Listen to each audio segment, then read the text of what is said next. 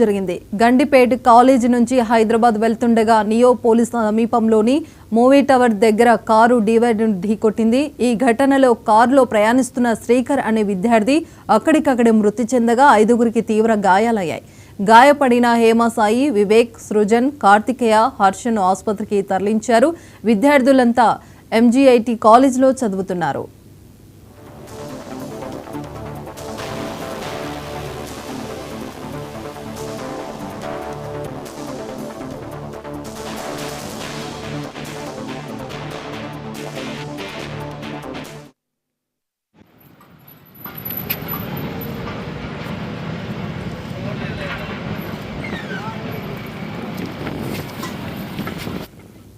రంగారెడ్డి జిల్లా నార్సింగ్లో రోడ్డు ప్రమాదం జరిగింది. గండిపేట్ కాలేజీ నుంచి హైదరాబాద్ వెళ్తుండగా నియో పోలీస్ సమీపంలోని మూవీ టవర్ దగ్గర కారు డివైడర్ను ఢీకొట్టింది. ఈ ఘటనలో కారులో ప్రయాణిస్తున్న శ్రీకర్ అనే విద్యార్థి అక్కడికక్కడే మృతి చెందగా 5గురికి తీవ్ర గాయాలయ్యాయి. గాయపడిన హేమసాయి, వివేక్, సృజన్, కార్తికేయ, హర్షన్ ఆసుపత్రికి తరలించారు. విద్యార్థులుగా ఎంజీఐటీ కాలేజీలో చదువుతున్నారు.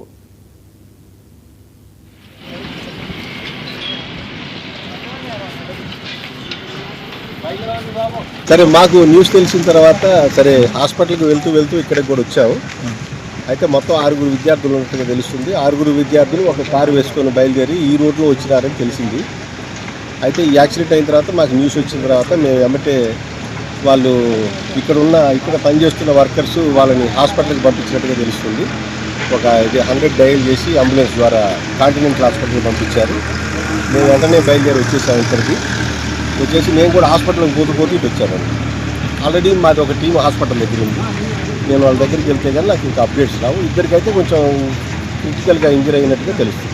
వీళ్ళు ఎవరు కూడా ఈ 6గురు ఎవరు కూడా ఈరోజు కాలేజీకి రాలేదు. ఎందుకంటే కాలేజీకి వస్తే వెహికల్ ఇంకా బయటకు రావడం.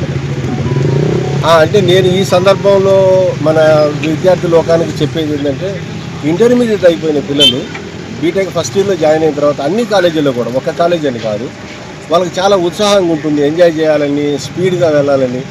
ఇవన్నీ కూడా చేయకూడదు. మీరు దయచేసి మీ తల్లిదండ్రులు, కుటుంబ సభ్యుల గురించి ఆలోచించాల్సిన అవసరం ఉంది. సో దీని నుంచి మన చుట్టూ జరిగే వాటి గురించి మనం గుణపాఠం నేర్చుకోవాలి. అంతేగాని మనకు జరిగితే కానీ మనం మారం అన్నట్లుగా ఉండకూడదని నేను అందరినీ కూడా